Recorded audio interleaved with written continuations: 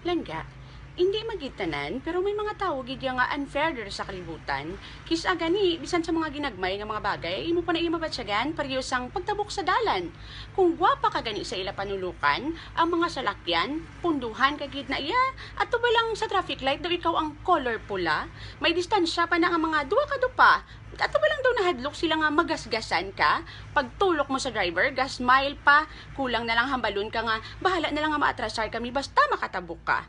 Pero kung sa panulukan gani nila, hindi ka prinsesa, kaglabi sa tanan, hindi ka Diyosa, langga antis ka magtabok, siguraduha nga sagad ka. Kay kung hindi, madungan kagid sa guma. Kis abo sinahan ka pa, sa tamaan mo kakulba, ang espiritu mo nakatabok na, ikaw wala pa.